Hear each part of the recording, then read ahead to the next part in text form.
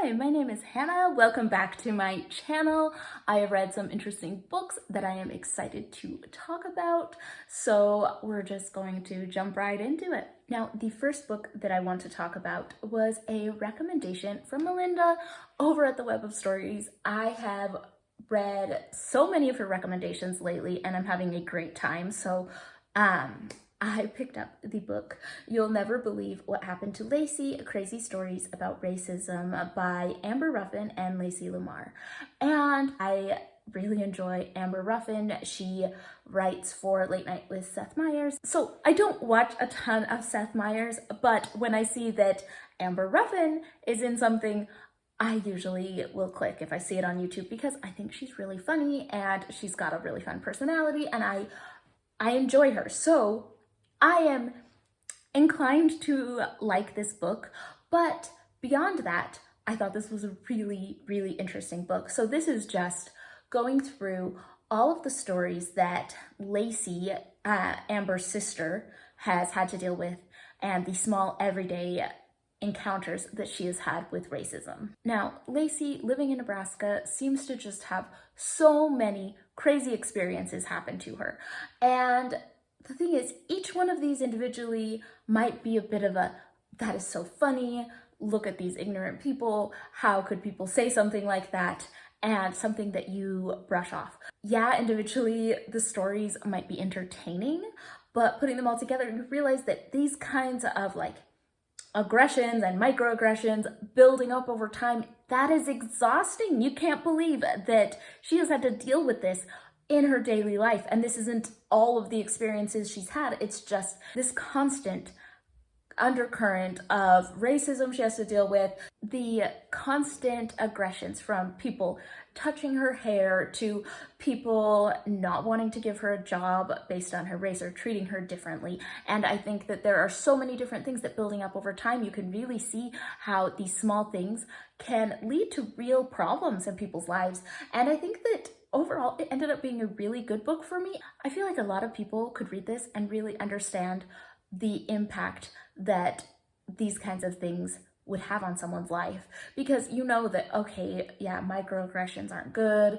It's so exhausting to have to deal with everyday racism. You hear those kinds of things and you hear examples of it, but having just all these kind of crazy stories put in one place really illustrates the point of how exhausting it is to keep up with that. So overall, the book was enjoyable and informative, and I think in some ways rather important, and I really enjoyed this, so I'm glad that I picked it up. Highly recommend it. Now, I picked up the book How the Mind Changed, A Human History of Our Evolving Brain by Joseph Gibelli, and this book is doing what it says in the title, right? So it's going through kind of where our minds started, what is the current research, what has changed, what has been evolving over time.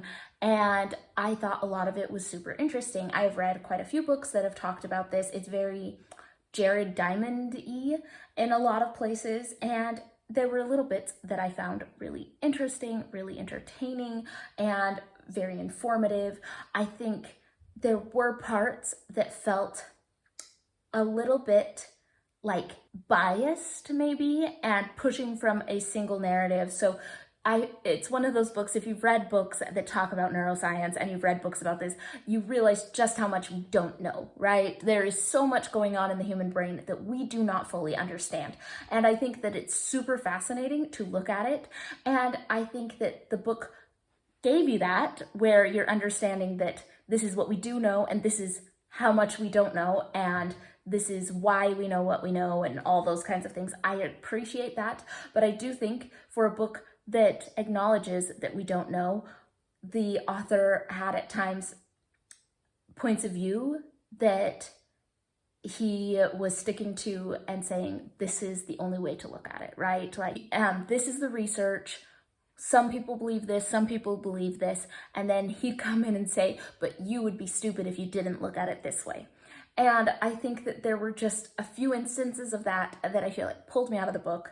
But overall, very interesting. I mean, if you really like books about the brain, I think that this is definitely one that you would want to pick up. I just think the author let some of his personal bias kind of seep into the narrative of the story a little bit, but overall, super interesting, and I really did enjoy my time with it. Now, a while ago, Caitlin over at Bandy's Books recommended the book All the Dangerous Things by Stacey Willingham, and I picked this up.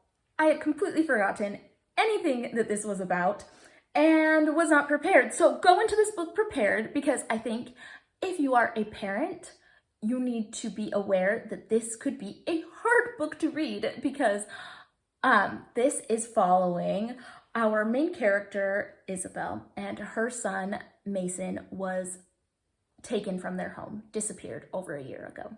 And so we are following her desperate attempts to try to keep the case going, because it seems to have gone cold. It deals a lot with her being an unreliable narrator. So I think if you've read things in this, like the thriller mystery kind of genre, you've seen this unreliable narrator before.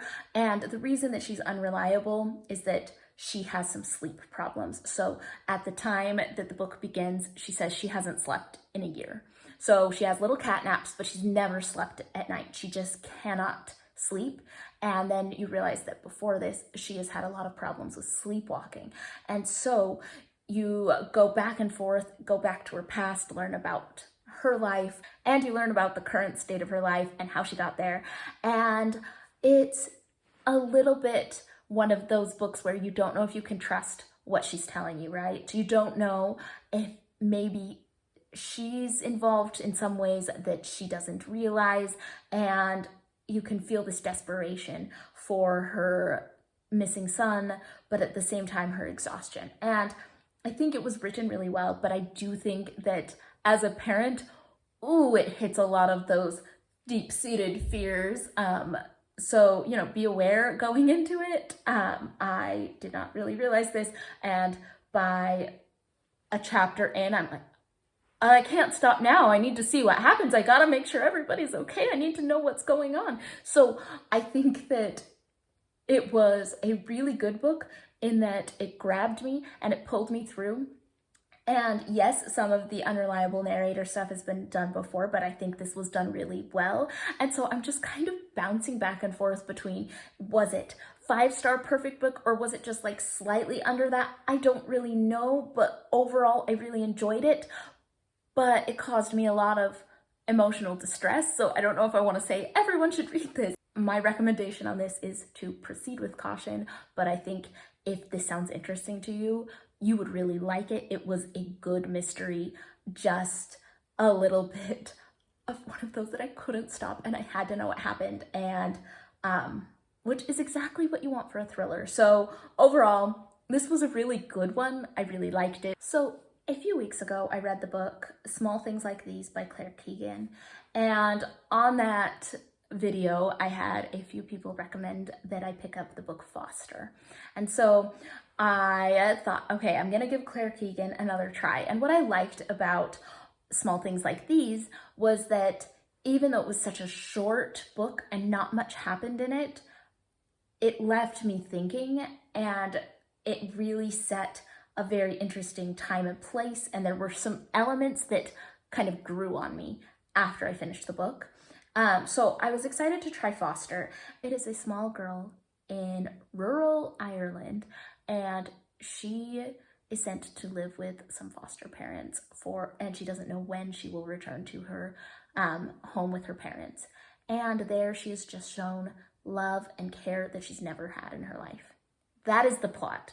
There is not much plot going on, but it's also so short, so not much time for much plot. But the time and the place and the feelings were really good. I do think that Claire Keegan does a really good job with that. So I think if you like small, quick reads that are quiet but like lovely, I think Claire Keegan is a really good choice.